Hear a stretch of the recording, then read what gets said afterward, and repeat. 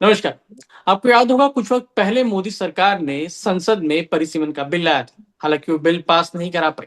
ये जानते हुए कि उनके पास दो तिहाई बहुमत नहीं है, आंकड़ा नहीं था उस तरह का कि जो संशोधन है, अमेंडमेंट है, इसको पास कराया जा सके, परिसीमन का बिल जो है वो पास हो जाए।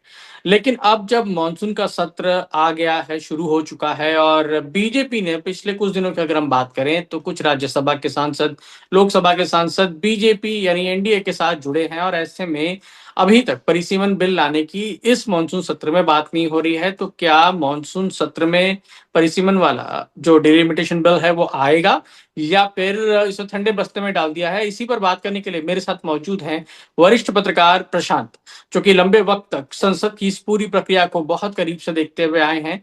प्रशांत जी, थैंक यू, आपने अपना वक्त दिया। प्रशांत जी, सबसे पहला सवाल यही है कि जब नंबर्स नहीं थे तब बीजेपी ये बिल ले आई। अब जब नंबर्स आ चुके हैं, 7 सांसद आम आदमी पार्टी से टूटकर आ गए, 4 ने इस्तीफा दे दिया टीएमसी से राज्यसभा में, 11 नंबर वहां बढ़ गए, 20 लोग ऐसे आ गए, कुछ सांसद शिवसेना यूबीटी के तोड़ लिए। तो अब तो नंबर हो गया, लेकिन बिल आता दिख नहीं रहा अभी तक। प्रफुल्ल, पहले तो बहुत बहुत धन्यवाद आपका। आपने मुझे अपने पॉडकास्ट में बुलाया। ये आपके साथ मेरी पहली बातचीत हो रही है, इसलिए बहुत बहुत शुक्रिया आपका। देखिए प्रफुल्ल, पिछली बार भी अगर आपने पिछली बार की बात की, उसके लिए स्पेशल सेशन बुलाया गया था। आपको याद होगा 3 दिनों का विशेष सत्र बुलाया गया था, लेकिन सरकार ने उसको विशेष सत्र नहीं कहा था, बजट सेशन का एक्सटेंशन कहा था, लेकिन वो विशेष सत्र था। उसमें अगर आप उसके पहले थोड़ा जाएंगे तो उस बार भी सरकार ने कोई लिस्ट नहीं किया था इन तीनों बिलों को। तो केवल संसद का जो एजेंडा आता है, सार्वजनिक जो किया जाता है, उस पर मत जाइए प्रफुल्ल। आपने भी काफी रिपोर्टिंग की है, राजनीतिक रिपोर्टिंग की है। आप भी जानते हैं कि सरकार जो कहती है फिर कुछ दिनों के बाद उस पर कैसे, खासकर संसद में कई चीजें ऐसी होती है जो फाइनलाइज हो रही होती हैं, तब तक सरकार उसको सार्वजनिक नहीं करती है। और इसलिए जो बिल लिस्ट किए गए हैं सरकार की तरफ से इस सेशन में, आपने बिल्कुल ठीक कहा, उसमें इन तीनों बिलों का कोई जिक्र नहीं है। तीनों बिलों का जिक्र, दो जो बिल हैं प्रफुल्ल, एक बात दर्शकों को साफ कर देना चाहिए कि पिछली बार 3 बिल पेश हुए थे, जिसमें एक संविधान संशोधन बिल था जो गिर गया था, जो पास नहीं हो पाया था, वोट नहीं था सरकार के पास। चूंकि वो बिल गिर गया था और जो बाकी दोनों बिल थे वो उसी बिल से जुड़े हुए थे, तो बाकी दोनों बिल पर कोई आगे बातचीत नहीं होती। लेकिन दोनों बिल अभी भी, अगर आज हम टेक्निकली बोले तो वो दोनों बिल लोकसभा में लंबित है। जो संविधान संशोधन बिल है वो गिर गया था, उसको फिर से पेश करना पड़ेगा। तो मुझे ऐसा लगता है कि सरकार ने बिल लिस्ट नहीं किया है, ये बात बिल्कुल सही है। लेकिन वो इसकी वजह एक ये भी हो सकती है कि सरकार अभी कोशिश कर रही है कि जो संख्या बल है उसको जुटा लिया जाए, सभी पार्टियों से बातचीत की जाए। जो पिछली बार झटका लगा था सरकार को, वो नहीं लगे, इसकी तैयारी इस बार पुख्ता तरीके से हो रही है। आपने पिछले 2 महीने में देखा है किस किस तरीके से घटनाक्रम बदला है, कैसे संख्या बढ़ी है सरकार की। तो कोशिश हो रही है। आज के दिन मैं आपको पुख्ता तरीके से ये कह सकता हूं कि सरकार अलग अलग स्तर पर सभी पार्टियों से, उन सभी पार्टियों से बात कर रही है जिनसे लगता है कि सरकार को, जिनसे उम्मीद है कि वो इस विषय पर, इस बिंदु, इस मुद्दे पर सरकार का साथ दे सकते हैं। तो थोड़ा सा मुझे लगता है इंतजार करना पड़ेगा। आज लेकिन पहला लेकिन दिन था प्रशांत जी, एक सत्र का। सवाल ये है कि सर, एक आम आदमी जब अखबार पढ़ता है या टीवी देखता है तो वो देखता है ना कि इस बार मानसून सत्र में क्या होगा, तो इस बिल का जिक्र नहीं आता। लेकिन फिर वो बातें सुनता है कि भाई इसको तोड़ रहे हैं, उस पार्टी को तोड़ दिया, इसको तोड़ दिया, क्योंकि संशोधन करना है। तो फिर वो कंफ्यूज हो रहता है कि आखिर हो क्या रहा है, बीजेपी करना क्या चाहती है, अमित शाह क्या करने वाले हैं। नहीं देखिए प्रफुल्ल, ये तो सरकार की तरफ से जो अब तक संकेत है वो बिल्कुल साफ है। पिछली बार ही 3 दिनों का विशेष सत्र बुलाया जाना ही इस बात का प्रमाण है कि सरकार चाहती है कि ये जो तीनों बिल है वो पास हो। महिला आरक्षण कानून को सरकार का ऐसा कहना है कि 2029 तक लागू करने के लिए, 2029 के चुनाव में वो लागू हो पाए, उसके लिए इन तीनों बिलों का पास होना जरूरी है। उसके अलावा सरकार का ये कहना है, बिल्कुल साफ है ये, कि 2026 में लोकसभा सीटों की संख्या और विधानसभा जितने हैं उनकी सीटों की संख्या बढ़ाए जाने पर रोक लगी है। चूंकि 2026 का है, उस पर कोई ना कोई फैसला करना पड़ेगा।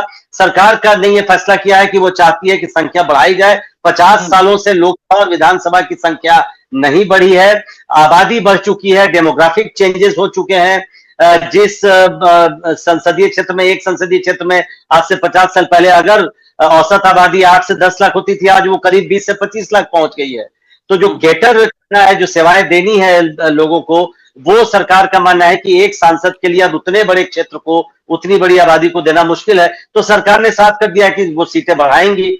तो सरकार की तरफ से अब तक ये लगभग साफ है कि वो चाहती है कि ये बिल पास हो। उसके लिए आपने देखा है कि दो कंटेंशियस बिल थे, विवादित बिल, जो लिस्टेड हैं एक तरीके से इस बात के एजेंडा में, लेकिन सरकार उससे वापस अभी थोड़ा सा उसको बैक बर्नर पे ले रही है। पहला बिल जो पीएम सीएम और जो मंत्री जेल में जाते हैं 30 दिनों तक उनकी कुर्सी जाने की बात थी, वो एक बिल आया था जो कमेटी के पास था। कमेटी उस बिल को अडॉप्ट करने वाली थी, रिपोर्ट को, उसको रोक दिया गया। वो बिल्कुल साफ इसका परिचायक है कि सरकार चाहती है कि जो बाकी विवादित बिल है उसको अभी फिलहाल बैक बर्नर पर रखा जाए ताकि पार्टियों से सहमति बनाने में मदद मिल सके। और उसके अलावा एक और एफसीआरए का बिल है, मुझे लगता है वो बिल लिस्टेड तो है एजेंडा में, लेकिन उसको भी आप देखिएगा अगर जरूरत पड़ेगी, क्योंकि साउथ की कुछ पार्टियों की इस पे आपत्ति है, खासकर कांग्रेस की भी आपत्ति है और भी कुछ दलों की आपत्ति है, तो हो सकता है उसको भी सरकार अभी पीछे थोड़ा बैक बर्नर पर रखे और इन तीनों बिलों को कैसे पारित करवाया जाए, उसके लिए सहमति कैसे बनाया जाए, उसकी तैयारी मुझे लगता है सरकार कर रही है। तो बिल्कुल आपने ठीक कहा कि लोगों को लगता हो कि सरकार शायद पीछे हट रही है, लेकिन 3 दिनों का सत्र बुलाया जाना ही विशेष सत्र ये अपने आप में बताता है कि सरकार इसको लेकर सीरियस है। नंबर नहीं है अभी तक, ये बात सही है। मैं आपको टोक रहा हूं, माफ कीजिएगा, लेकिन एक सवाल ये बनता है सर कि अब तक जो देखने में आया कि पिछली बार भी जो विरोध था उसमें यह था कि लिखित में दे दीजिए कि आप कितनी सीटें बढ़ाएंगे। अमित शाह ने ये भी कहा था कि मुझे वक्त दीजिए, मैं अभी ले आता हूं बिल। तो इस बार अगर सरकार आप कह रहे हैं कि आने वाला है वक्त में कभी, क्या ऐसी प्रक्रिया है कि वो ला सकते हैं और ऐसा होगा जैसा पिछली बार कहा था कि लिखित में दे दे सरकार की कितनी सीटें बढ़ाने वाली है? नहीं प्रफुल्ल, देखिए सरकार को अगर पार्टियों से सहमति बनानी है तो थोड़ा सा तो जिसको कहते हैं कॉम्प्रोमाइज, उसको भी करना पड़ेगा और ये करती हुई दिख रही है इस बार सरकार। पिछली बार भी ये बात आपने बिल्कुल ठीक कहा, सदन में ये बात उठी कि जो बात मीडिया में आ रही है, जो बात सदन के जो सदन के बाहर की जा रही है कि 50% सीटें अक्रॉस द बोर्ड सभी राज्यों में एक साथ 50% सीटें बढ़ जाएंगी, वो लेकिन बिल में वो बात नहीं है। और डीएमके के नेता टीआर वालू, मैं उस समय हाउस में था, मुझे बिल्कुल याद है, वो उठकर कहते थे कि इसको आप बिल में क्यों नहीं शामिल करते। उसी पर ये जवाब अमित शाह ने दिया था जिसका आपने जिक्र किया कि अगर आप लोग तैयार हैं तो 1 घंटे का समय दें, वो उसको उसमें अमेंडमेंट करके उसको जोड़ देंगे बिल में। लेकिन आप भी जानते हैं उस समय राजनीतिक तौर पर अमित शाह ने ये बात कही थी क्योंकि उस समय तक इस पर अंतिम फैसला नहीं हुआ था। लेकिन मुझे लगता है कि सरकार को एक कदम, वो सरकार भी जानती है और इसलिए इस बार जो फिलर्स दिए गए हैं पार्टियों को, डीएमके जैसी पार्टियों को, उसमें ये कहा जा रहा है कि अगर आप लोग तैयार होते हैं तो इसको हम लोग शामिल करेंगे। अब उसमें एक छोटी सी दिक्कत यह है, मैं आपको थोड़ा सा वक्त लूंगा, कि जैसे कुछ राज्यों में 1 सीट है, कई राज्य ऐसे हैं जहां केवल 1 सीट है। उत्तर पूर्व के कई ऐसे राज्य, पुडुचेरी जैसे एक राज्य है, 2 सीटें हैं, अंडमान में 1 सीट है, एक ही सीट है वहां पर अगर 50% बढ़ाएंगे तो 1.5 सीट तो हो नहीं सकता है। तो उसको कैसे, सरकार ये चाहती है कि एक फॉर्मूला ही दे दिया जाए, बल्कि मुझे ऐसा लगता है कि 50% की भी बात नहीं हो रही है। सरकार ये एनेक्शर में, बिल के एनेक्शर में लिख के देगी कि हर राज्य में कितनी कितनी सीटें हो जाएंगी बढ़ने के बाद। 80 सीटें यूपी में है तो वो 120 हो जाएंगी, बिहार में 40 सीटें हैं तो 40 है तो 60 हो जाएंगे। इसी तरह से तमिलनाडु में 39 सीट है, उसका 1.5 गुना 50% तो दशमलव में आएगा। तो उसमें संख्या देगी बजाबता सरकार, मुझे ऐसा लगता है। क्योंकि लेकिन ये सब कुछ निर्भर करेगा प्रफुल्ल की पार्टियां किस तरीके से इसको रिस्पॉन्ड करती हैं। अगर पार्टियां तैयार होती है सरकार बीच में ला सकती है, सत्ता के बीच में कभी भी बिल इंट्रोड्यूस कर सकती है। बिल्कुल बिल्कुल, उसमें तो कोई रोक टोक नहीं है प्रफुल्ल। जो संसदीय प्रक्रिया है उसमें एक तो जो शुरू में बिल की सूची दी जाती है, वो एक ब्रॉड सूची दी जाती है कि सरकार इस पर काम कर रही है, चाहती है बिल पास हो। लेकिन हमने कई बार देखा है पिछले पहले भी कि कई बिल, आपको याद होगा धारा 370 हटाने वाला जो बिल था वो तो अचानक ही आया था, एक दिन पहले भी किसी को इसकी जानकारी नहीं थी। तो ये तो बिल आया था। कई बिल ऐसे हैं जो आते हैं, उसमें मुझे नहीं लगता है, सरकार को इस बात की प्रतीक्षा है कि एक बार नंबर आ जाए उसके पक्ष में। कई स्तर पर बातचीत हो रही है।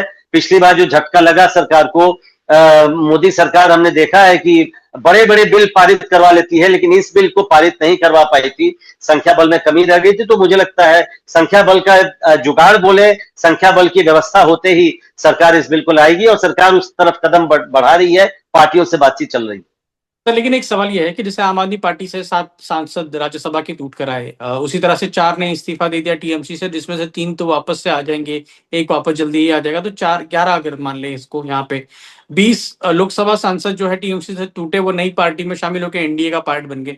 नंबर्स तो एक तरह से दोनों हाउस में कुछ बड़ा होगा, लेकिन उतना नहीं होगा शायद से, या कितना कम पड़ रहा है सर बीजेपी को? नहीं नहीं, मैं बिल्कुल प्रफुल्ल, मुझे मालूम था ये सवाल आएगा। मैंने कुछ कैलकुलेशंस किए हैं, आपके सामने किए हैं। मैंने कुछ कैलकुलेशंस किए हैं। अभी मामला लोकसभा में, चूंकि ये बिल अटका है, राज्यसभा की बात तो हम लोग बाद में करेंगे। पहली चुनौती सरकार की है कि लोकसभा से ये बिल पारित हो, लोकसभा से पारित होने के बाद ही राज्यसभा में जाएगा। लोकसभा में आपको याद होगा पिछली बार जो वोटिंग हुआ था, अगर उसी को पैमाना माने, 528 सांसदों ने वोट किया था, जिसमें 298 सांसदों ने पक्ष में वोट किया था। तो आप जानते हैं 2/3 बहुमत की जरूरत होती है, तो उस लिहाज से सरकार को कम से कम 360 वोट आने चाहिए थे 528 में, जो कि नहीं आ पाया। अभी जो अब स्थिति है, उसके बाद 20 सांसद आप जानते हैं तृणमूल के आ चुके हैं। अब तो एनसीपीआई में है, तो वो लेकिन एनडीए में है, वो समर्थन कर रहे हैं। 6 जो शिवसेना के उद्धव गुट के सांसद थे, वो आ चुके हैं, तो 20 से 26 हो गया। एनसीपी सुप्रिया सुले ने मैं कहूंगा इंडिकेशन से ज्यादा इंडिकेट किया है कि लगभग वो तैयार है इस बिल को समर्थन करने। फिलर दे दिया अपनी तरफ से, राजनीति में ऐसी ही बातें होती है। फिलर दे दिया है कि अगर देखा जाएगा, अगर उसको शामिल किया जाता है तो कर लेंगे। तो हम उसको मानकर चल रहे हैं। 8 और 22 डीएमके के सांसद हैं, जिस पर सरकार की नजर है। डीएमके से बातचीत चल रही है। डीएमके का एक बिल्कुल जो पब्लिक पोस्टरिंग है कि तमिलनाडु और साउथ इंडिया के जो दक्षिण भारत के राज्य हैं, उसके हितों की अनदेखी नहीं होनी चाहिए। उसको अगर एड्रेस कर लिया जाता है तो फिर वो तैयार हो सकते हैं। बिल मुझे दिखाइए ऐसा, त्रिचु सिवा जो डीएमके के सांसद है, नेता है राज्यसभा में, उन्होंने बिल्कुल साफ कहा है।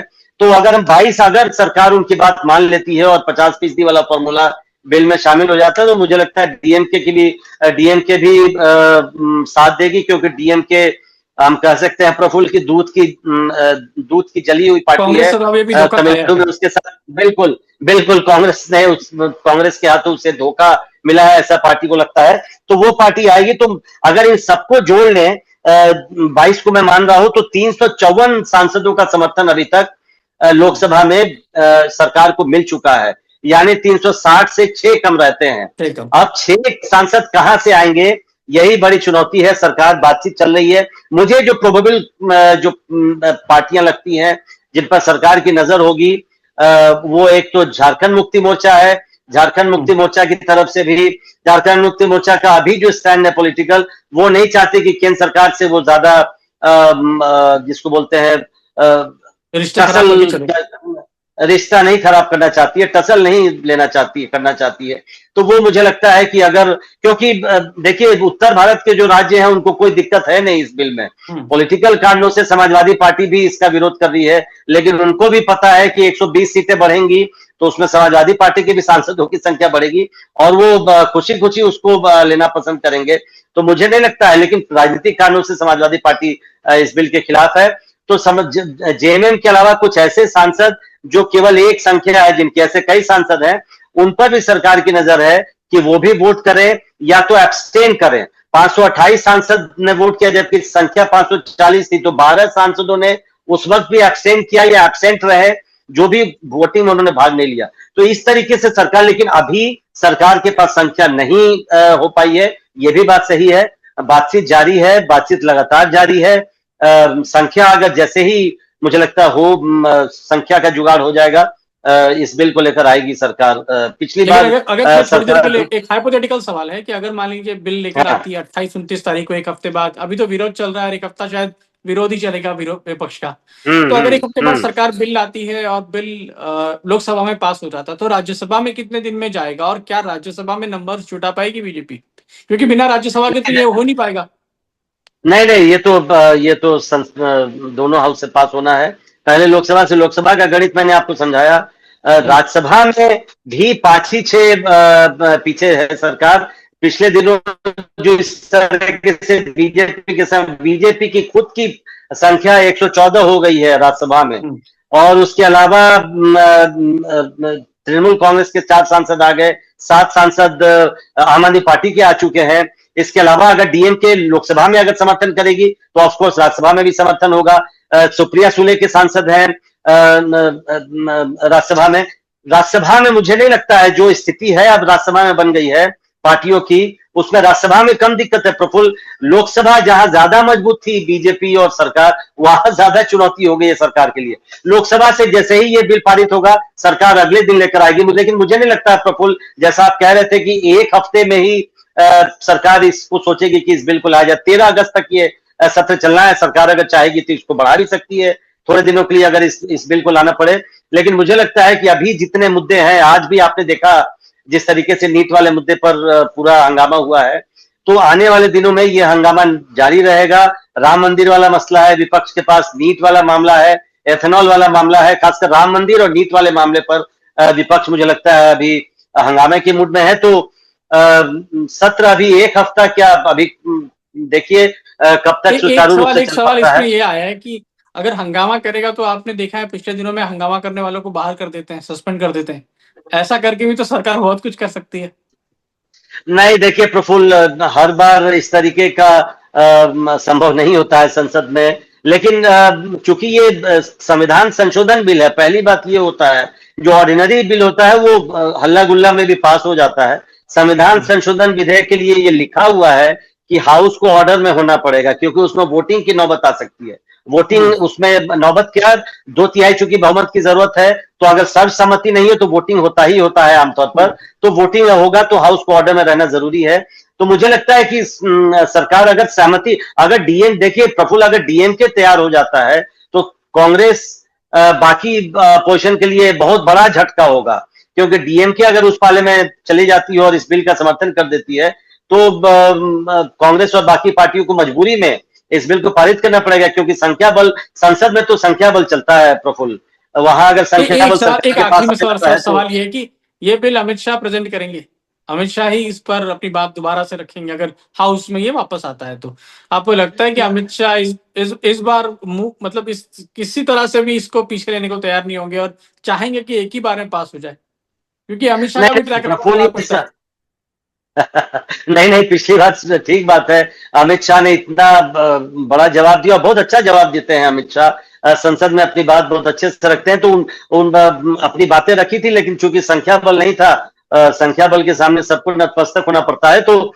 इस बार मुझे नहीं लगता सरकार तभी ये बिल लेकर आएगी, और इसलिए लिस्ट भी नहीं किया इसको जब तक कि पूरी तरह से, एक तरह से उसके पास संख्या नहीं आ जाता। आम सहमति, सर्वसम्मति तो नहीं बन पाएगी, हर पार्टी नहीं इस पर सहमत हो पाएगी, लेकिन संख्या हो जाएगा तभी। अब बहुत फूक फूक कर कदम उठा रही है प्रफुल्ल इस बिल को लेकर सरकार भी, और इसलिए आपने देखा है कि हर तरीके से, बिल्कुल जिसको बोलते हैं बिल्ली जैसे दबे पांव आती है, उस तरीके से सरकार काम कर रही है और चाह रही है कि ये संख्या उसके पास आ जाए, तभी इस बिल को आगे पारित कर, आगे इंट्रोड्यूस करवाया जाए और फिर इसको पारित करवाया जाए, क्योंकि सरकार ने बिल्कुल साफ कर दिया कि वो चाहते हैं ये तीनों बिल पारित हो और महिला आरक्षण लागू हो 2029 से, और सीटों की संख्या भी बढ़ जाए।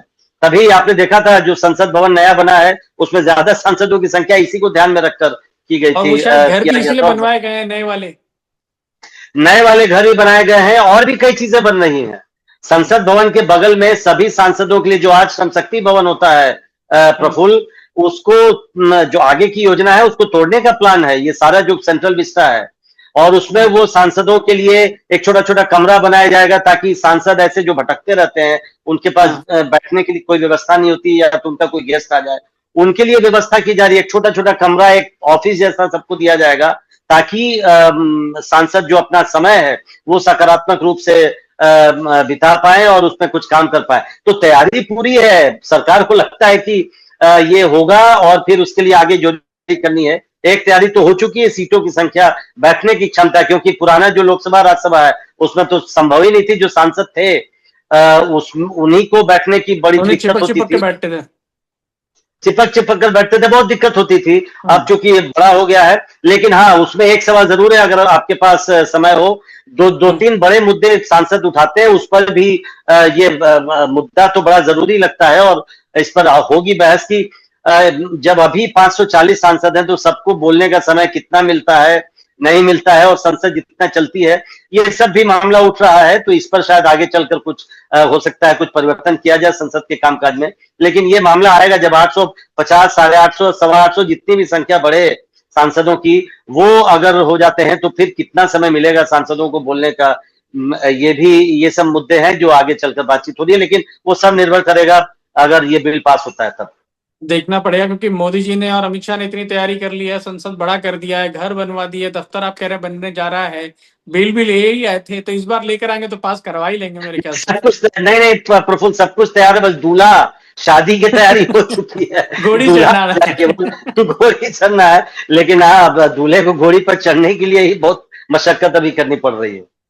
थैंक यू प्रशांत जी, आपके इस अनुभव का जो है बहुत फायदा हुआ हमें। देखिए कितने आसानी से आपने इसको समझा दिया। तो ये वीडियो आपको कैसा लगा हमें जरूर बताइए, और आगे आप किस मुद्दे पर चर्चा चाहते हैं हमें लिख के जरूर बताइएगा। Thank you so much sir.